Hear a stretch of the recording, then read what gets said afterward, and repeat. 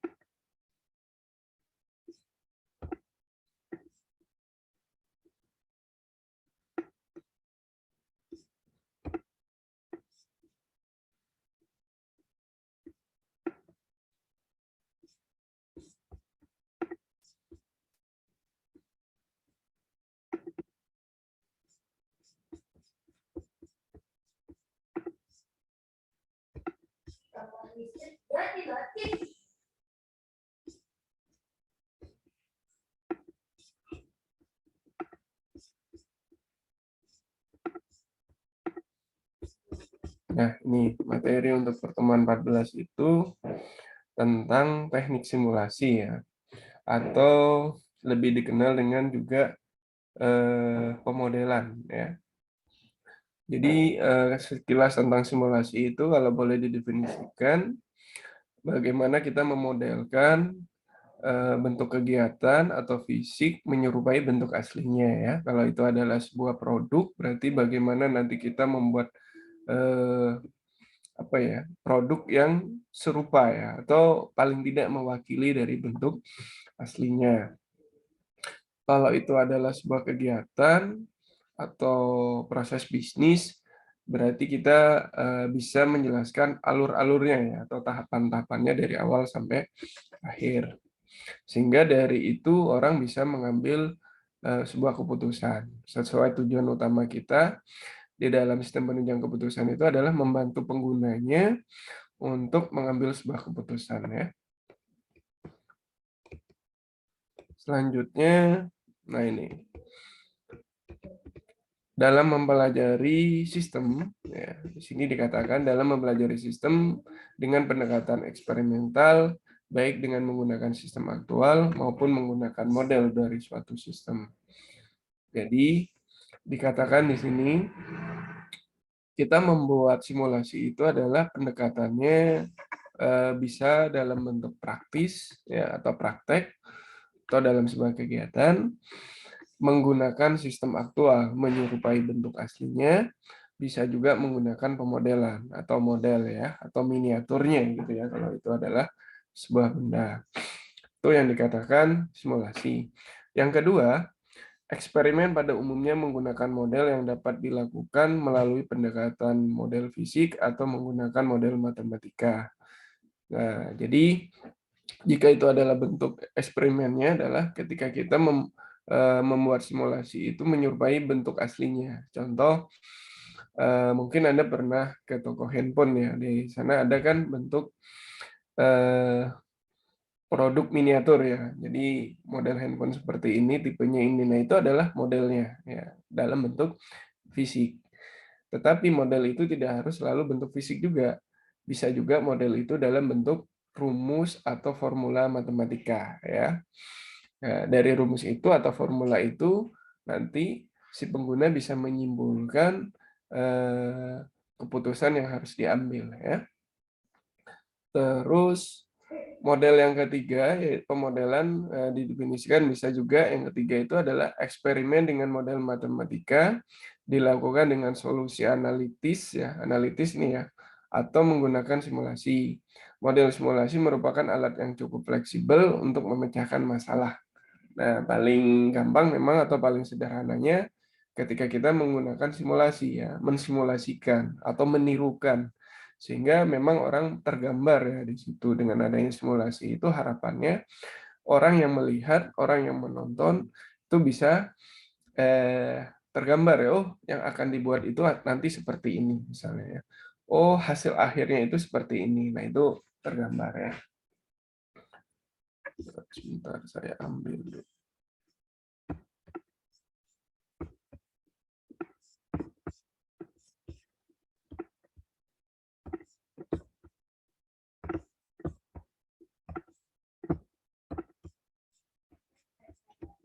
Oke, selanjutnya ya. Sedangkan teknik simulasi di sini bisa didefinisikan merupakan proses mendesain model dari satu sistem nyata dan melakukan eksperimen dengan model tersebut untuk memahami perilaku sistem itu dan atau mengevaluasi berbagai strategi dalam operasi dari suatu sistem.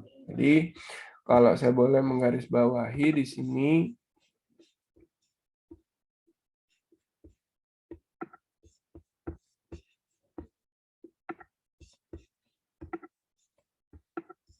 ya, jadi mendesain model dari sistem nyata. Jadi dari kegiatan nyata atau peristiwa nyata atau produk nyata yang akan kita modelkan ya. Jadi bentuk nyata ya, bentuk abstrak nyata. Terus mengevaluasi berbagai strategi dalam operasi suatu sistem. Mengevaluasi berarti biasanya juga sistemnya itu sudah ada, tetapi coba diperbaiki dengan strategi baru agar lebih optimal, agar lebih bagus, ya, hasilnya agar lebih baik, gitu ya, akurasinya lebih bagus lagi. Nah itu. Jadi selain menirukan juga ada tujuan yang harus dicapai, yaitu mengevaluasi dari strategi dan berbagai strategi ya. Tujuannya tadi ya untuk hasil yang lebih akurat misalnya ya. Dalam pemodelan harus diperhatikan adalah validitas model, yaitu bagaimana kemampuan model dapat mewakili dunia nyata. Model yang sudah kita buat juga perlu kita cek kebenarannya, kevalitan kebenarannya untuk hasilnya ya, akurasi untuk hasilnya. Jangan dari model yang kita buat itu hasilnya kurang, ya misalnya kurang tepat. Jangan dari model yang kita buat itu efisiensi waktunya kurang, jadi waktunya mungkin lebih lama. Misalnya bisa saja itu sangat terjadi. Maka perlu yang ini namakan yang validitas. Jadi pengecekan benar atau enggak ya model yang sudah kita buat.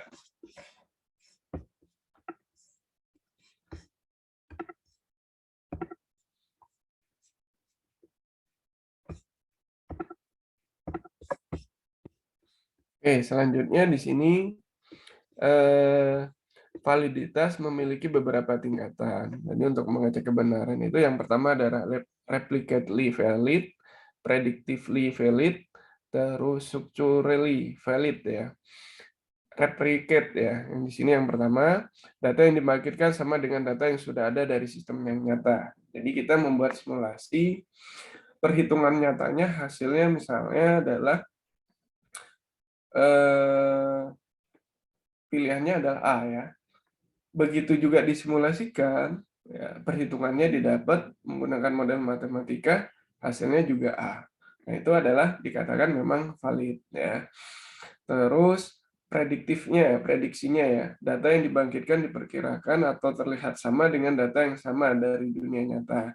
Jadi hasilnya, data yang dihasilkan, data yang diproses, data yang dimasukkan, itu coba disamakan, apakah hasilnya sama juga nggak dari perhitungan dunia nyata atau dari bentuk manualnya.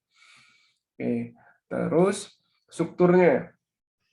Model tersebut benar-benar menunjukkan pola tingkah laku dalam sistem nyata. Jadi benar-benar meniru dari bentuk nyatanya ya. Misalnya ketika kita model fisik, kita memodelkan pesawat terbang, berarti model yang ada itu bisa terbang, menirukan ya. Terus bisa landing ya. Terus bisa menyalakan lampu misalnya ya. Nah, itu benar-benar menirukan bentuk nyatanya. Nah, itu yang perlu dicek kevalitannya. Jadi ketika kita bikin model, perlu dicek replicate-nya itu menirukan atau tidak, prediksinya itu sama atau tidak dengan bentuk manualnya atau bentuk nyatanya. Strukturnya itu seperti apa, fisiknya sama enggak ya, bentuknya, ukurannya. Kalau ukuran pasti lebih kecil ya. Ketika saya memodelkan, saya buat miniatur pesawat, itu adalah modelnya pasti lebih kecil ya, nggak mungkin sama dengan pesawat aslinya ya. Karena kalau nanti sama dengan pesawat aslinya bukan model lagi. Yang namanya dimodelkan nanti saya presentasikan di dalam ruangan, wah ukurannya seperti ini, beratnya seperti ini, udah diukur.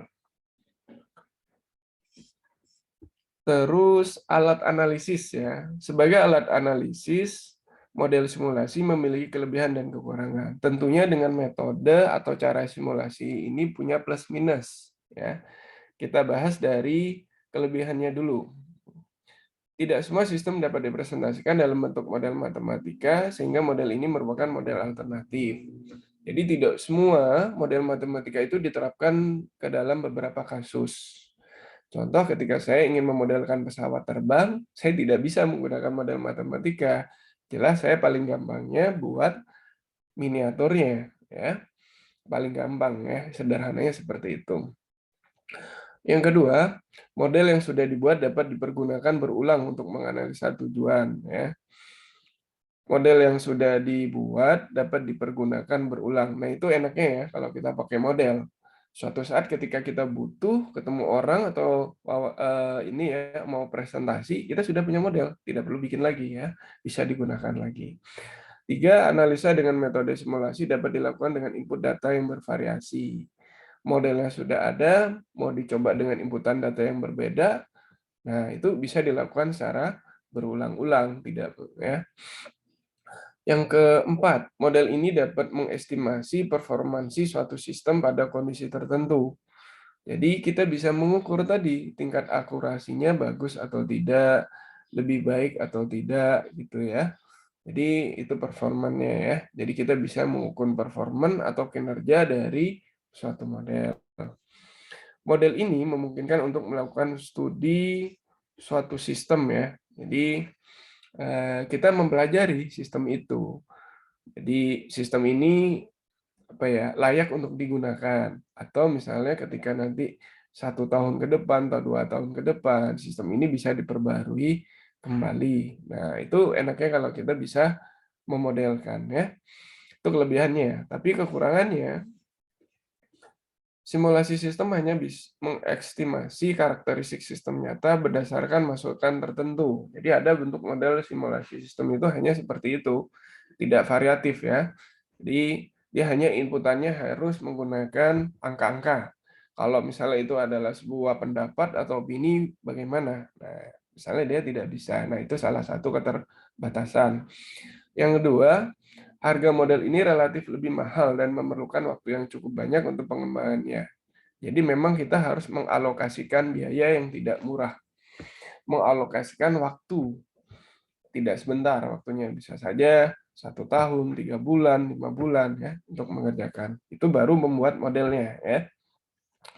Yang ketiga, kualitas dan analisis model tergantung kepada kualitas keahlian si pembuat model. Nah, itu ya. Masing-masing pembuat itu bisa saja hasilnya nanti berbeda.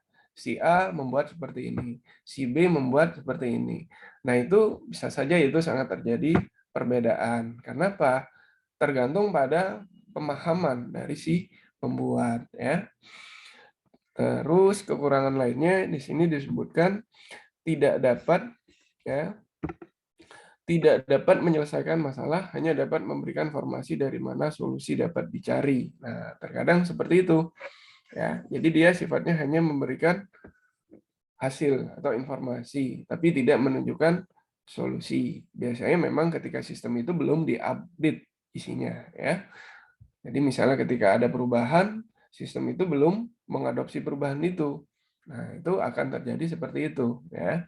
Solusinya belum didapat, ya, atau belum ditampilkan solusinya, misalnya ya. Nah, itu kekurangan-kekurangan dari simulasi. Terus beberapa contoh bidang yang dapat didekati dengan simulasi manufaktur. Jadi misalnya dia bergerak di bidang produksi pabrik ya. Contoh kayak mobil ya, kayak Astra, Toyota ya, itu adalah bidang manufaktur. Kedua adalah sistem komputer. Kita mau bikin aplikasi, kita mau bikin program. Nah, itu bisa. Tiga adalah pemerintah, kegiatan pemerintahannya ya, misalnya mensimulasikan bagaimana kebijakan dari pemerintah ketika membuat KTP, simulasinya kayak apa, atau kegiatan pemilu, ya, pemilihan presiden disimulasikan seperti apa. 4 adalah kegiatan bisnis.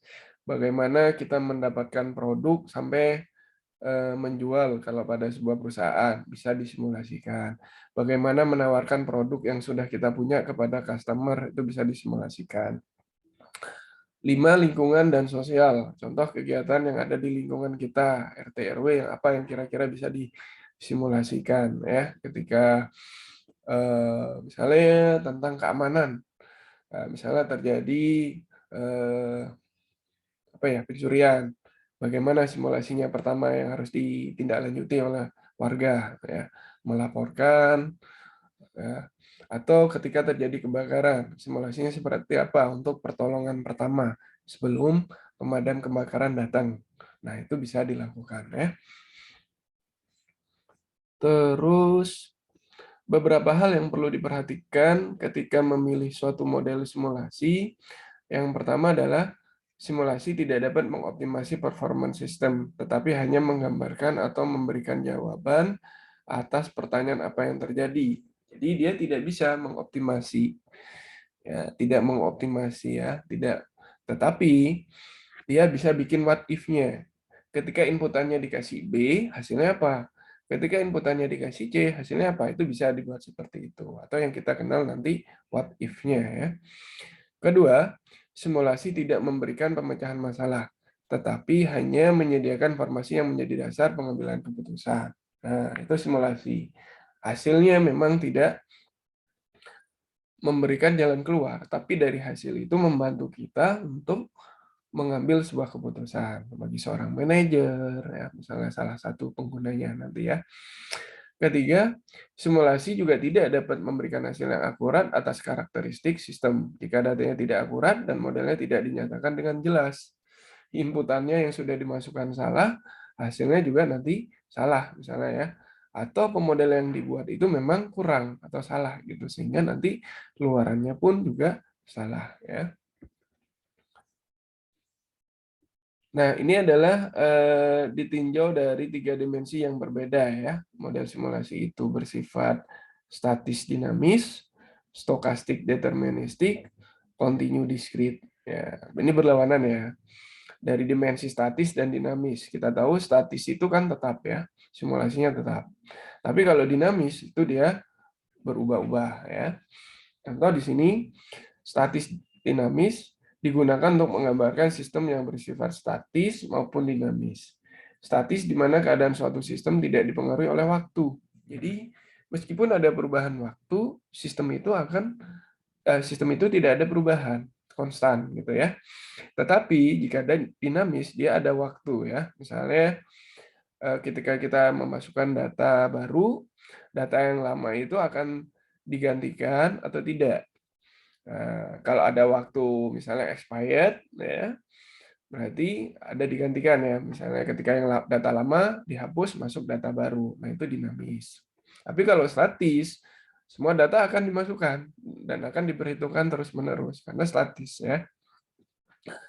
Dua adalah stokastik deterministik, menggambarkan kejadian yang bersifat pasti maupun yang bersifat tidak pasti dengan mengandung unsur-unsur probabilitas. Nah, ini ya. Stokastik itu setahu saya yang tidak pasti ya. Contoh misalnya aliran data yang dihasilkan dari sebuah sumber yang tidak lengkap, dipengaruhi oleh misalnya keadaan lingkungan atau cuaca ya. Misalnya dari sebuah apa ya, sensor atau dari ya sensor ya. Ketika sensor itu menangkap lingkungan sekitar, nah data yang dikirimkan nanti ke server misalnya ya ditangkap itu ada yang kurang misalnya ya karena ada faktor cuaca, ada data yang kurang dikirim. Ketika datanya misalnya ada yang kurang karena faktor cuaca ya, misalnya ada hujan atau apa itu sangat berpengaruh. Tetapi juga yang ada bersifat tidak pasti dengan mengunsur unsur-unsur probabilitas ya. Untuk yang tidak pasti berarti ada peluang di situ yang perlu diperhitungkan. Sedangkan deterministik itu adalah sebaliknya, itu adalah bentuk-bentuk kepastian. Continue discrete. Discrete jika status sistem berubah pada waktu discrete, sedangkan continue jika status variabelnya berubah seiring berjalannya waktu. Jadi kalau continue itu ya dia akan selalu mengalami perubahan. Data misalnya ketika digambarkan dalam data, data itu akan terus mengalir, data itu akan datang terus-menerus, tidak ada hentinya. Tapi kalau discrete, dia berkala ya, 3 bulan, berhenti, ambil lagi 3 bulan, nah terus seperti itu. Terus, nah ini adalah langkah-langkah studi simulasi ya, menurut Lau and Kelton ya pada 91. Yang pertama adalah formulasi masalah. Jadi dari nah saya jelaskan ya. Formulasi masalah yang pertama adalah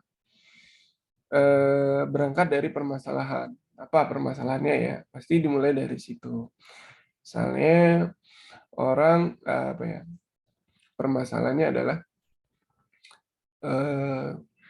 ketika kita ingin mempresentasikan atau menggambarkan produk aslinya itu keterbatasan oleh waktu, tempat misalnya, sehingga kita perlu mensimulasikan. Itu salah satu masalah. Yang kedua, mengumpulkan data dan merancang model. Jadi ketika kita dapat permasalahannya, bagaimana nanti kita merancang modelnya seperti apa. Ketiga, modelnya sudah didapat, dicek kebenarannya pada tahapan validasi model. Model yang kita buat itu akurasinya sudah bagus atau belum, sudah mendekati 100% atau tidak, itu kebenarannya. Ya. Keempat, pembuatan program komputer dan verifikasi. Ya. Ketika modelnya sudah dibuat, desainnya sudah dibuat, baru kita implementasi. Misalnya kita buatkan program di situ ya, membuatkan aplikasinya. 5, setelah programnya dibuat, perlu diuji coba. Tujuannya apa? Agar kita mengetahui kekurangan dari program yang sudah kita buat. Kita ada sudah kekurangan, berarti perlu direvisi, diperbaiki ulang. Yang keenam adalah validasi program. Ya, ini hampir sama sebenarnya antara pengujian dan validasi ya. Jadi ketika sudah diuji, bisa digunakan, dicek kebenarannya. Jangan-jangan hasilnya salah. Ya, berarti kalau ada hasil yang salah perlu diperbaiki sampai mendapatkan hasil yang benar. 7, perancangan eksperimen. Ketika programnya sudah ada, bagaimana nanti ketika digunakan oleh si pengguna. Nah, itu perlu dirancang. 8, eksekusi program. Sudah jadi semua, bagaimana cara menjalankan. Itu pada 8 ya. 9, ketika dijalankan, kan pasti ada luaran ya. Nanti ketika dia menginputkan data, si penggunanya diproses, outputnya ada. Outputnya juga dianalisa, benar atau tidak ya. Terus yang 10, 9 sudah dikerjakan, baru dibuat dokumentasi. Dokumentasi itu bisa dalam bentuk laporan atau dalam bentuk tulisan ya. Terus baru dibuatkan poin-poin penting untuk dipresentasi dan diimplementasikan. Implementasikan ini digunakan ya. Jadi nanti digunakannya seperti apa? Karena itu dari simulasi ketika sudah benar semua berarti bisa dibawa ke implementasi atau pembuatan lah gitu ya. Karena kan simulasi masih kalau sudah masuk benar semuanya, sudah dikerjakan semua, berarti masuk ke tahap pembuatan atau produksi. Nah, simulasi komputer biasanya simulasi dengan menggunakan bahasa pemrograman. Ada Basic, Fortran, COBOL. Kalau sekarang sudah ada Visual Basic ya untuk tampilan, ada PHP untuk yang web programming, ada HTML itu bisa digunakan, untuk ada Java dan sekarang ada aplikasi yang memang bahasa pemrograman yang menjurus ke mobile, yaitu yang bisa digunakan ya. Android Studio misalnya ya, bahasa Java, nah itu bisa digunakan. Android Studio misalnya auditor yang digunakan untuk aplikasi mobile nantinya ya. Nah, ini adalah aplikasi teknik simulasi ya. Misalnya memiliki cari simulasi, fasilitas dan penyimpanan, deretan tunggu, waktu ya. Misalnya simbolnya kayak gini. Contoh kalau dalam flowchart ya, yang kita modelkan dalam bentuk gambar, ini terminal, ini decision nanti ya, yang hanya memiliki dua luaran, ya atau tidak, yes or no. Sedangkan ini adalah proses. Misalnya perhitungannya ya. Nah, di sini perhitungan bisa penjumlahan, pengurangan, pembagian. Nah, ini diproses ya. Terus ya, simulation and analysis. Yang pertama adalah komponen model, menggambarkan elemen fisik, mesin, operator, gudang, alat transportasi. Ya. Dua, komponen eksperimen merupakan perincian percobaan yang dilakukan terhadap model. Inisialisasi, ketersediaan sumber, perhitungan statistik yang dipakai, panjang eksekusi simulasi. Terus, ini adalah karakteristik lainnya ya dari Siman ya. Satu, memiliki beberapa fungsi khusus, memudahkan pemodelan sistem manufaktur. Kedua, kompatibilitas komputer mainframe, mini komputer, mikrokomputer. Nah, itu perlu diperhatikan nanti ketika mensimulasikan. Frame ini biasanya ukurannya lebih besar ya, bukan ukuran komputer biasa yang sering kita gunakan. Mini komputer, mikrokomputer. Tiga, kemampuan pemodelan secara grafik, mendefinisikan eksperimen dan model yang iteratif. Empat, sistem sinema yang menghasilkan real time. Jadi proses hasilnya langsung, itu real time ya. Resolusi tinggi dan animasi grafik untuk sistem yang dimodelkan. Lima, struktur modular yang memungkinkan integrasi dengan alat analisis. Itu karakteristiknya. Kita juga bisa menggunakan animasi ya di sini. Berarti ada gambar, ada video yang bergerak lah di situ. Merupakan suatu alat yang digunakan untuk melihat apakah model yang dibentuk sudah mewakili keadaan realnya atau bentuk nyatanya. Ya. Dilakukan dengan membuat visualisasi operasi model sehingga dapat dilihat eksekusi modelnya. Pertama, menggambarkan secara langsung validasi model simulasi. Kedua, memberikan kemampuan untuk memperlihatkan kesesuaian prosedur dan pengendalian sistem nyata. Ketiga, memberikan keyakinan pengambilan keputusan atas kebenaran hasilnya. Yaitu adanya ketika kita membuat simulasi. Bisa digambarkan kepada si customer ya. Nah, itu materi yang bisa saya sampaikan kepada kalian. Mudah-mudahan bisa menambahkan pengetahuan dan wawasan kalian ya. Jadi untuk materi saya cukupkan sekian. Untuk pertemuan selanjutnya bisa kuis ya. Itu dulu dari saya. Wassalamualaikum warahmatullahi wabarakatuh.